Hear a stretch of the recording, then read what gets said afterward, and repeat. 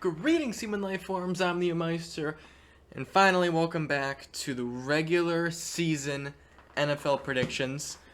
This is actually really exciting because I've waited so long for this season to begin, and it is finally here, and I am pumped for it.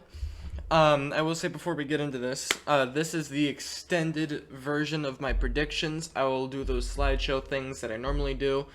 I will post that along with this one. So this is the long version you're watching, and there's also a short version. You can choose which one you want to see, but this video is going to be more in depth of me talking a little bit more. This will probably be like 20-some minutes or whatever, but the other one will be a short 3-minute thing. So with that, we're going to get right into this.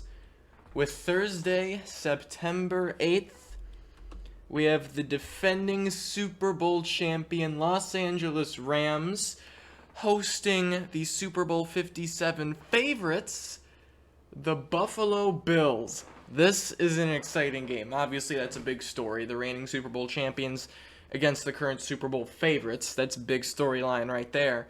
And then, of course, you have Von Miller going against his former team, the Rams. He just won a Super Bowl with the Rams, and now he's a member of the Bills Mafia, and he's going to be going against his former team here.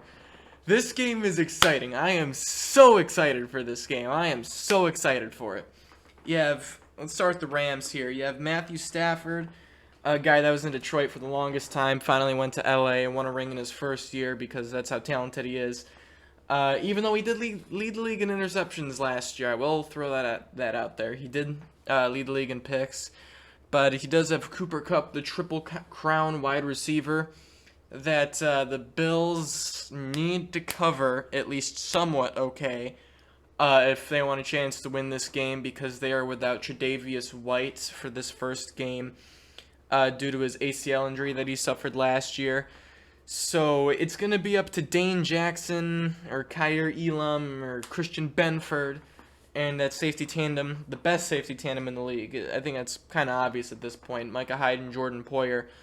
To make sure Cooper Kupp is in check and he doesn't get big chunks on this Bills defense, because Cooper Kupp is going to be a big issue for this Bills defense.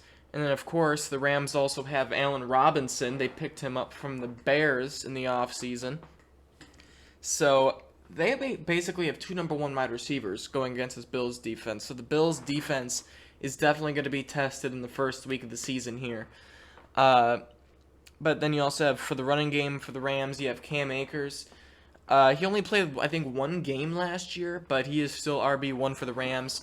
So we'll see how productive he can be behind that offensive line that may have some question marks this year, because they did lose Andrew Whitworth, because obviously he retired after winning the Super Bowl. So we're going to have to see how that offensive line is going to be, because I think they're going to have Nate Boom against Von Miller. So we'll see how that plays out. I want to say Von Miller's going to at least get a sack or two in this game. But the Bills also have Jordan Phillips and Ed Oliver up there, the big beefy guys up front. And then, of course, on the other side, you have Greg Rousseau there also. Hopefully he can take a step forward this year. Hopefully. We'll see if he can. Then, of course, when you look at the Bills' offense, got to begin with Josh Allen. One of the best quarterbacks in the entire NFL going into this year. A lot of expectations this year, obviously the Super Bowl being one of them. But he is also the favorite currently to win MVP. So we'll see if he can win it this year finally. It'd be awesome if he did. But, of course, Allen has Stephon Diggs to throw to, clear Bills' number one receiver. And they have their brand new number 2, Gabriel Davis. He is finally in that number 2 role. So it's well deserved, obviously, because in the playoffs last year he went for over 200 yards and he scored 4 touchdowns. So we should at least be a number 2 on this team. And then you have Isaiah McKenzie in the slot. He's taken a step up because obviously he's proven that he can be that new slot guy after the departure of Cole Beasley. And then you have Dawson Knox, who might have led the league in receiving touchdowns for tight ends last year at 9. It was either that or he was tied with somebody else. But he scored a lot of touchdowns for this Bills offense a year ago, and we're hoping for that kind of same production there out of Dawson Knox. And the running game, we'll see. We'll see about the running game. We have Devin Singletary still in that backfield along with the newcomer James Cook. I think Bills fans are more hopeful that he's going to succeed or get better than Devin Singletary. I think a lot of people are hoping for that. But yeah, then the Rams defense, Aaron Donald, it's really that all needs to be said there. He is a beast. He's a monster. He is terrifying. And then you have Jalen Ramsey and Bobby Wagner, also two of the best players at their position. But I'm rambling way too much about this game. So the winner for this game, I had to pick the Bills. Bills win this one. I don't know if it's going to be this crazy of a game, because a lot of people are thinking it's going to be like that. I think there's a chance it could definitely be a potential low-scoring game, because it's the first game of the season. Both teams are trying to get back into the groove of things. But I have 33-27. I have the Bills winning here. This game could really go either way. This game could easily be won by the Rams, and the Bills could obviously... It's like a toss-up game here. You can choose who you want to win for this game. I'm going to choose the Bills here. I think Josh Allen is going to be... I'm hoping he's going to just come out like how he did in the playoffs last year and just go nuclear. Hopefully he can stay like that all season. That's why people are picking him to win MVP this year. But I got the Bills here, 33-27. Moving on to the Sunday games on 9/11, like usual, I think. Starting off, we have the New Orleans Saints at the Atlanta Falcons. This is one of the easier games for me to predict. There are quite a few easy games for me to predict this week, and there were a couple really hard games to predict. If I wasn't a Bills fan for that opening game, I would have been going back and forth for hours on who I think would win that game. But this game, I think most people are going to be going with the New Orleans Saints here. Jameis Winston, he's finally healthy after coming off that torn ACL. But before he suffered that ACL injury, he was playing really good for the Saints. And then Alvin Kamara, he shouldn't be suspended. That suspension shouldn't come for him until next year.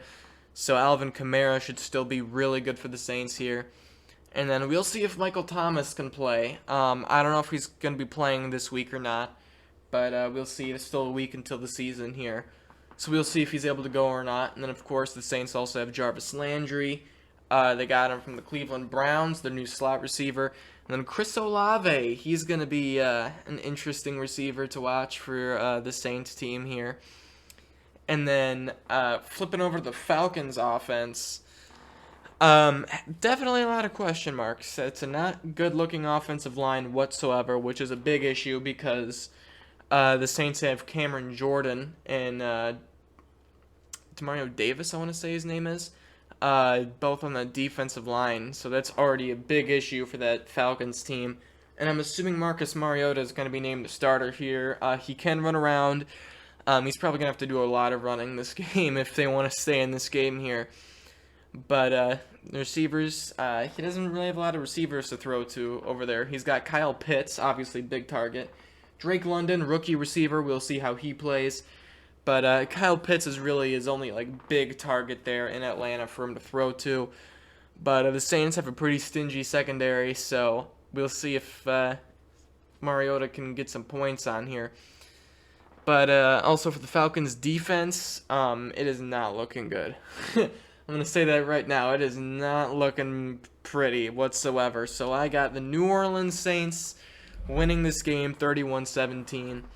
Like I said, I think the Saints offense is going to be pretty good this year, and especially against that Falcons defense. So give me the Saints here to win this game. Moving on, one of the big storyline games for Week 1. The Cleveland Browns traveling to Carolina to take on the Panthers. The Baker Mayfield revenge game. Everything in my power or everything in my body is telling me Panthers. There is absolutely no way Baker Mayfield is going to allow the Cleveland Browns to beat them Week 1 in his home stadium in Charlotte. That's really when you're looking at the talent on these two teams, I might lean toward Cleveland. I think they have more talent than the Panthers. But there is absolutely no way Baker Mayfield is going to give this game up. Give me the the Panthers. Give me the Panthers in this game 26-21. There's no way Baker Mayfield is going to allow the Browns to beat him. Panthers win this one 26-21. Moving on, another somewhat easy game to predict here. 49ers traveling to Chicago to take on the Bears.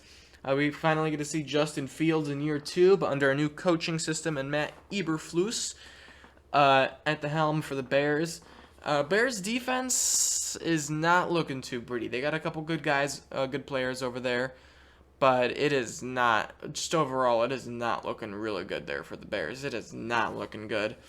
Of course, they have Roquan Smith over there, and I can't think of his name, Robert Quinn.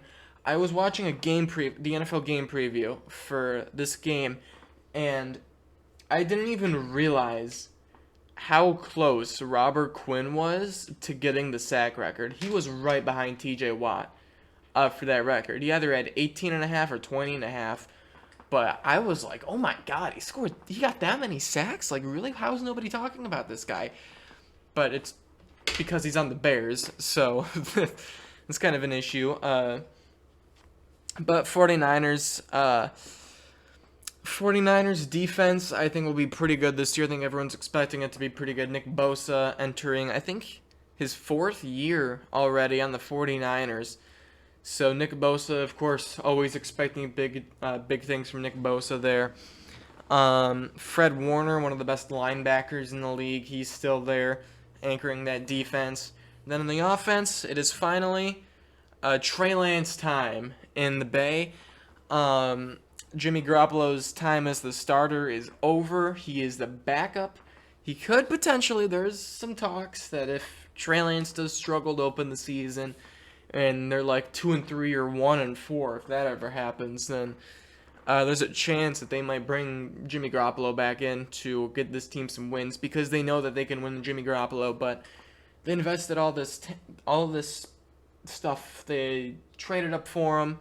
They did all this to get Trey Lance, and now this is Trey Lance's team. He needs to show that he is the guy in San Francisco, and he's got a pretty good roster around him to do it. I mean, he's got George Kittle, one of the best tight ends in the league.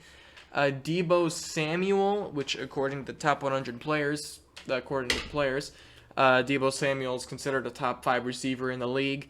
And then the running game should be amazing. It always is. So give me the 49ers here, 28-14. It is a week 1 game, so I'm only going to say 28. I think they could get more than 28, honestly. But it's the first real start for Trey Lance, so I'm not going to say, oh, they're going to easily score 30-plus in the Bears. I'm going to say 28 here. I don't think there's going to be a lot of slinging of the football. I think it's going to be a lot of grinding the football, getting some of the throws. There's a couple dink and dunks. I don't think they're going to take shots downfield left and right this game. But I'm going to go for the 49ers, this one winning 28-14. Moving on, you have the Pittsburgh Steelers traveling to Cincinnati to take on the Bengals. Now, this is an interesting situation for the Steelers because as of right now, we don't know who's going to be the starting quarterback. We don't know if it's going to be Mitchell Trubisky or Kenny Pickett. But a lot of people are assuming that Trubisky is going to be the starter week 1, and I agree with that. I think Trubisky rightfully has earned at least a start week 1 for the Steelers here. Najee Harris, a lot of Steelers fans are expecting big things from him this year. Offensive line could be an issue for the Steelers this year. We'll see. But they do have Deontay Johnson, their number 1 receiver there. He should be pretty good for them this year. And then defensively, the Steelers' defense is always solid. It should be solid this year. They have TJ Watt, who nearly got the sack record last year. He should be a monster to be reckoned with this year. And then, of course, Minkah Fitzpatrick at safety. He's going to be a big lockdown guy over there also. But then as you turn and look at the new-look Cincinnati Bengals with Joe Burrow and Jamar Chase, that wide receiver quarterback duo is insane. Expecting big things from that duo this year. And then, of course, you still have T. Higgins and Tyler Boyd also. Great wide receiver trio, arguably the best in the league. And then you have Joe Mixon, who was really good last year. He was really good. They're expecting that same kind of production from Joe Mixon again this year. Defense does have a couple question marks, but I think overall it's a pretty good defense. With Trey Hendrickson there. Hendrickson is really good also. But I am going to go with the Cincinnati Bengals here. Kind of a closer game, 27-20. I think Trubisky will be really pretty good for the Steelers here. I think he's proven that he has improved these past couple of years, and I think he's going to show it here in this game against the Bengals. And it might be a little bit of rust for the Bengals here, but I do have the Bengals winning 27-20.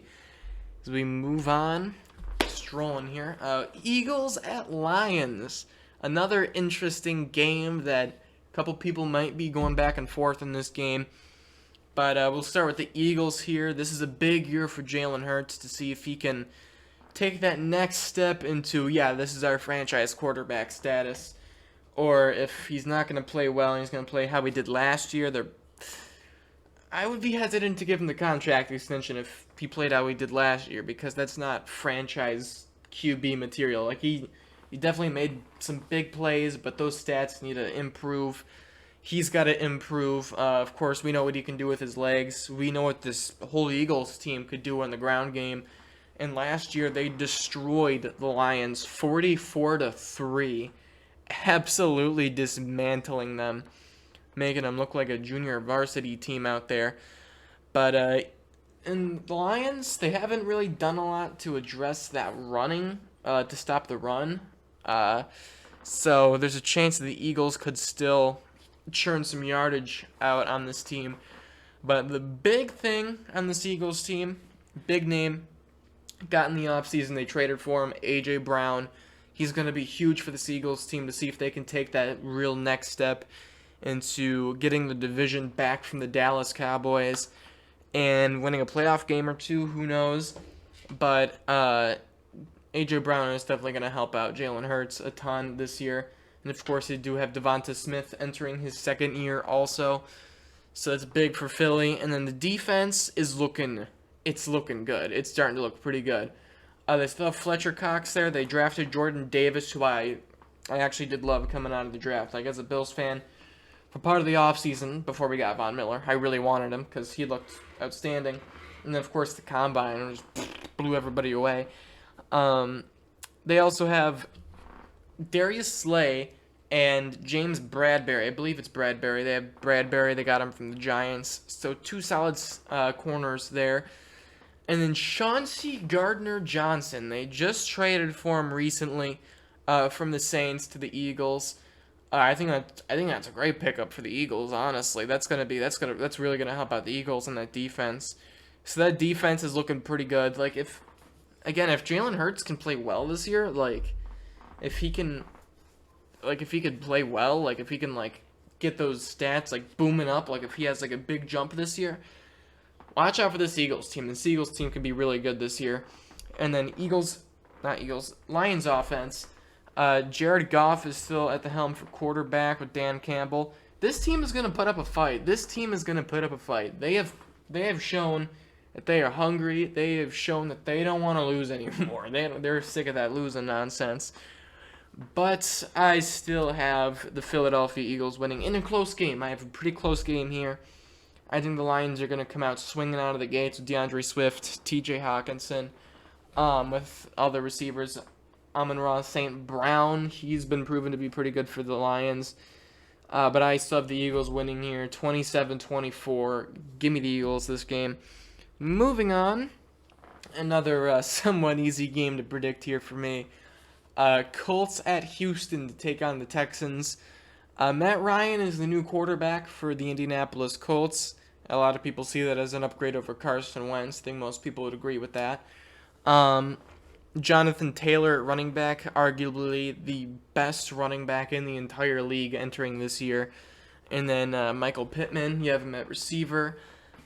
He's their number one right now, so we'll see if he can, or if any of the receivers can really pick it up. T.Y. Hilton is not on the team currently. They haven't re-signed him. Nobody's even signed him. So we'll see if they decide to re-sign him. They probably won't before this game. But looking over at Houston, there's the star of the preseason. Everybody's talking about him. Dameon Pierce stole the job from Marlon Mack, and he looks like he's going to be the number one running back there. So we'll see how he can perform when the games actually count. But I got to go with the Colts here. I think most people would go with the Colts here. I think Jonathan Taylor is going to make the Texans look stupid on that field. I think the Texans will put up a little bit of points. I think they'll put up a couple late scores in the fourth, but I do have the Colts winning this game 33-20. As we move on to an interesting game, New England Patriots at the Miami Dolphins. I'm going to start with the Patriots here. Mac Jones entering his second year. I've heard a couple good things from Mac Jones. I heard he's improved physically and everything. He's made some improvements. But one issue is that the offense as a whole, when they play together, they play horrible. They've played horribly. I've heard that in training camp. We've seen it in preseason. So let's see if these starters can get things going once you go down to Miami, South Florida, to take on the Dolphins here. So that's obviously a little bit of a concern here. You have Jacoby Myers, their number one receiver, alongside you have Devontae Parker, who they picked up from the Dolphins in the offseason. And then, of course, you still have Hunter Henry and Jonnu Smith, like a really solid tight end duo there. Then you look at the Dolphins' defense, how they match up against that. Dolphins' defense, I think we're expecting more of the same, more of like this solid group. They have Xavier Howard at corner. I think he might be able to lock up Jacoby Myers here. And then, of course, Byron Jones. But I don't think he's going to be playing this year. I heard that he was put on IR to start the season. He's out for the first 4 games. But I do think this Dolphins defense is going to be pretty good this year. Then the Dolphins offense, obviously the big trade acquisition. They got Tyreek Hill, the big knife that repeatedly stabs the Bills. That was the Chiefs' X factor that really just killed us every time. Tyreek Hill, he is now a Miami Dolphin. With Tyreek Hill, now you have Tua Vailoa over there throwing him the ball. So we'll see if he has the arm to throw the ball to Tyreek Hill. In the preseason, he threw it to him. It was underthrown, but what are you going to do? It was still caught anyways. But, this Tyreek Hill, Jalen Waddle duo is going to be something. I think it's going to be pretty good this year. It's going to be really good. That whole offense, though, it just depends on Tua. If Tua can play well, this team is going to go places. It is going to go places. But if he struggles to throw the ball more than 40 yards down the field, then Dolphins might.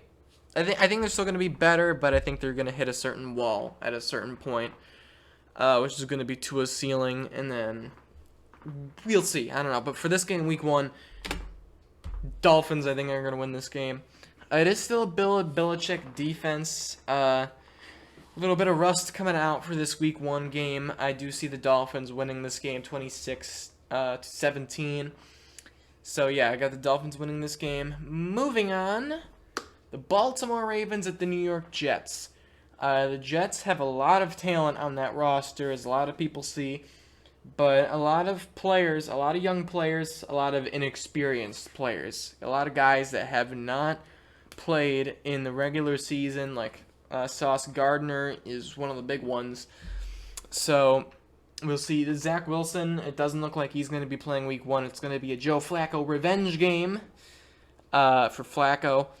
But when you look at the Ravens here, they are healthy. Their defense is looking incredible for this year. It is, from top to bottom, it is looking like one of the best defenses in the league, in my opinion.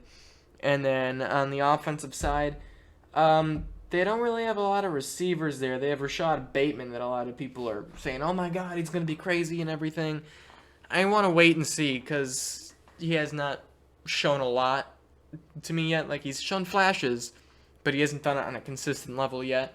And we know who Lamar Jackson is. We know how good he is. Lamar Jackson is a really good QB and running back. As this running game, I think, for the Ravens is still going to be really good this year. I do have the Baltimore Ravens winning this game 28-13. The Ravens defense, I think, is just really good, and I think they're going to get to Flacco here, even though I've heard a lot of good things from Joe Flacco. I'm still going to give this one to the Ravens here, 28-13. Ravens are always really good in the first week of the season, too, for whatever reason. But moving on, we have the Jacksonville Jaguars traveling to Washington to take on the Commanders, the new team there. Not really a new team, new name. But they do have a new quarterback, Carson Wentz. He did play pretty well against the Indianapolis Colts until they played against the Jacksonville Jaguars. And then in that game, he looked atrocious. But I don't think that's going to be Carson Wentz's real story here. I think Carson Wentz will get his revenge here. It's going to be close. This game was really tough for me to choose. I was going back and forth in this game. But ultimately, I decided the Commanders because there's a lot of talent in that Jaguars team. They just shot their money at every player in free agency. Just everybody came to Jacksonville. But with a lot of players in there comes they need to mesh together and get that chemistry going. So if they don't have that chemistry right away, which I don't know if they will, but I'm gonna go Commanders here just because for the most part, they've played together. Besides from obviously Carson Wentz, but I think the Commanders will just squeak out the win just barely here week 1, getting the win 26-24. So we move into the afternoon games. The first one here being the Giants traveling to Tennessee to take on the Titans. Obviously the biggest name in this matchup is Derrick Henry, the king. In 8 games, he rushed for almost 1,000 yards and 10 touchdowns. In just the first half of the season alone. So I think that shows how good he really is. But when he came back in that playoff game against the Bengals, I didn't really see that true king that is Derrick Henry. So I think he's still going to be one of the top running backs in the league, and a lot of people agree with that statement. But they traded A.J. Brown. That's a question, because they just traded him away because he wanted to get paid. They didn't feel like paying him.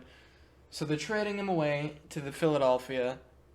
And now they drafted Treylon Burks. So we'll see how Treylon Burks can perform this season.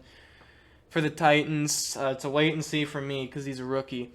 Titans defense, the defensive line is looking really good. They always do, but their secondary terrifies me, not in a good way, because that secondary is not looking too good. But as for that defensive line, I think they will be able to stuff Saquon Barkley, who should be healthy finally for this game. Stuff him in the backfield, and then Daniel Jones, they're still sticking with him. Brian Daboll must see something in him, because I don't really know. I don't really see a lot in there. But, yeah, Daniel Jones, everybody. I'm going to go Titans here. It's going to be a little bit of a close game. I do think Daniel Jones looked a little bit better in the preseason here. But Titans do have Derrick Henry, and that is going to be the game decider there. Give me Derrick Henry and the Tennessee Titans, 24-17. As we move on to what should be an interesting game. It's kind of flying under the radar here. Chiefs at Cardinals. Now, I think this game would have been an insane game if it wasn't for DeAndre Hopkins being suspended for the first 6 games of the season. I think that's going to be a big decider in this game. I wanted to believe that Tyreek Hill leaving the Chiefs would make their offense worse. But after watching them in the preseason and reading up on them this offseason, it looks like they're going to be just fine without Tyreek Hill, which, as much as that hurts me to say, it seems like that could be a possibility. But they do have Travis Kelce there, who is, I think most people would agree, the best tight end in football at this point. And then, of course, you have Patrick Mahomes. He's like an action figure out there. You can twist him any way you want, and then he'll just throw it, like, perfectly almost to his receiver. But he did that a lot with Tyreek Hill, so that's where this whole talking comes in. And if the offense is still going to be as good as it was with Tyreek Hill, with Marquez Valdes-Scantling and Juju Smith-Schuster, we'll see. Defense, it is not looking good for me. I don't think it's looking too good. Defensive line, I think, is looking good, obviously, because you have Chris Jones up there. on the defensive line, so it's going to be somewhat good on that defensive line. But that secondary, it's not looking good. You got Justin Reed, but who else do you have on that secondary? Who else do you have? Like, there's not a whole lot in that defense there for the Chiefs. So I think that kind of scares me there. But as we look over at the Cardinals here, as I mentioned, without DeAndre Hopkins, Kyler Murray, I think, should be able to take another step this year because they're paying him a ton of money, so he should. But yeah, without DeAndre Hopkins, that's a big issue. They do have Zach Ertz at tight end. Defensively, I think it'll be all right. They do have Buda Baker, J.J. Watt. They have Golden Tate. But again, it's not like this defense isn't really popping out to me like how like some other defenses are. Like Bills defense, for example, that pops out to everybody. Like the Bills defense, Rams defense pops out to everybody. So, but for this matchup, I don't see a lot of good defense here. But I am gonna go with the Kansas City Chiefs, 33-24. I think without DeAndre Hopkins for this game for the Cardinals is gonna absolutely kill them for this game. And yeah, give me the Chiefs here, 33-24. As you move on, another 4:25 game. The Las Vegas Raiders traveling to LA to take on the Chargers. This is a big game. Big talk in the offseason was this AFC West, and oh my God, look what the Raiders are doing, or oh my God, look at what the Chargers are doing, and oh my God, look at what the Broncos are doing. It's craziness. It's all craziness. But let's start over with the Raiders. The big two moves that the Raiders did: traded for arguably the best wide receiver in the league, Devontae Adams, and then they also signed Chandler Jones in free agency. Two freaks of nature right there. So that gives Derek Carr a new weapon to throw to. Derek Carr, he played pretty well last year, but now he has Devontae Adams to throw to, and he still has Hunter Renfrow to throw the football to. He's proven to be a really good receiver in this league. And then you still have Darren Waller, one of the best tight ends in the league, like top 5 in the league, and Darren Waller. And then you have Josh Jacobs at running back. We'll see if he can improve this year. I bet the Raiders are looking for him to improve this year. So we'll see if he does.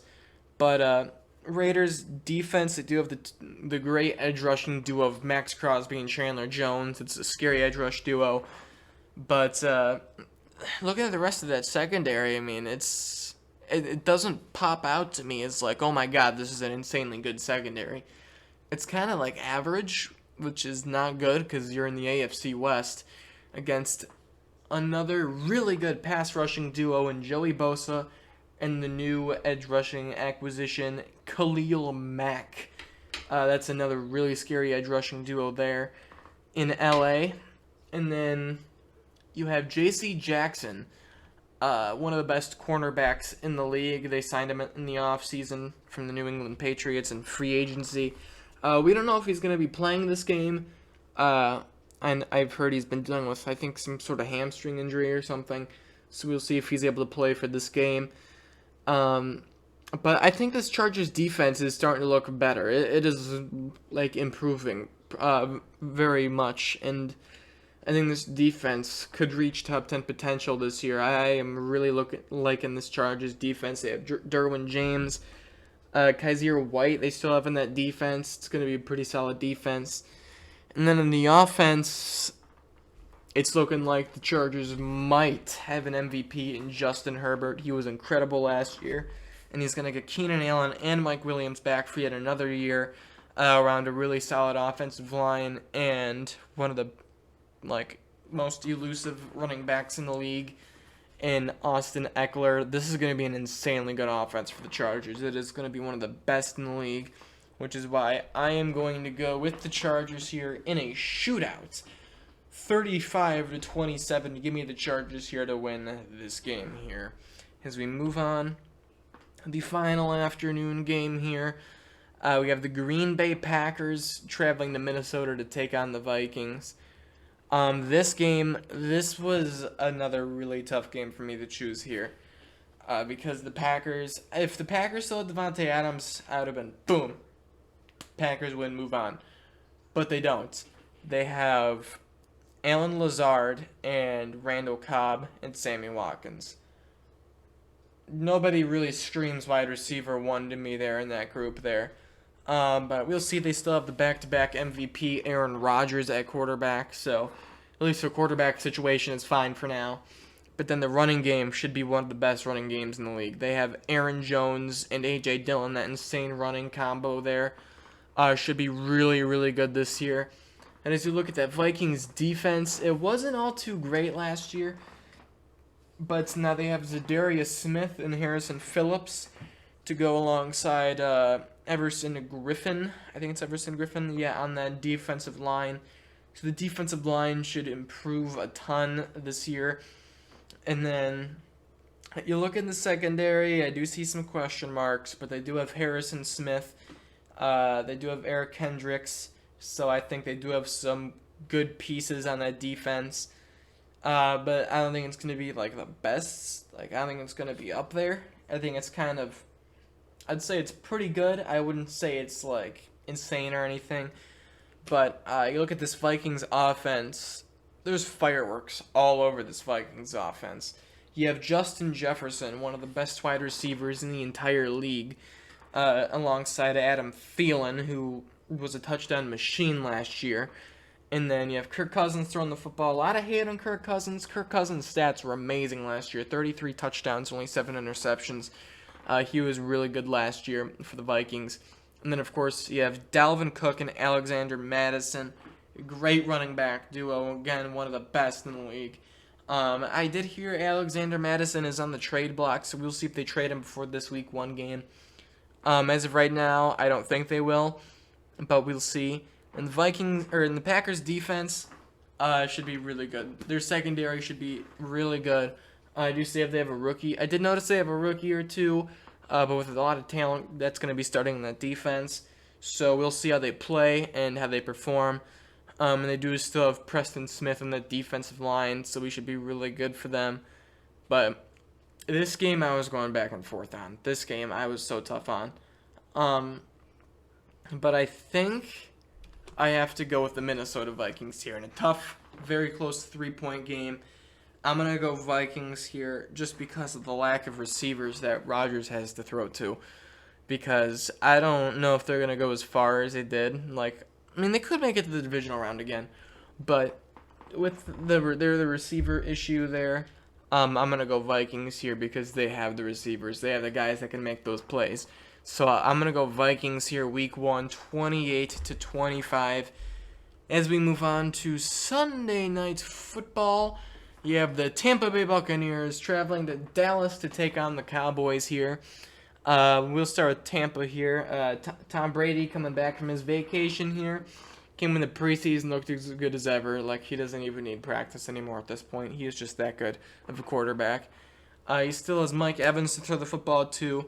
We'll see if Chris Godwin will play this game. I'm not 100% sure if he's going to be playing this game.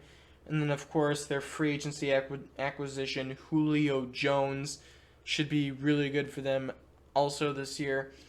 And then you have Leonard Fournette at running back. Still should be pretty good regardless of what they're saying. Like, oh, he's fat now. Nah.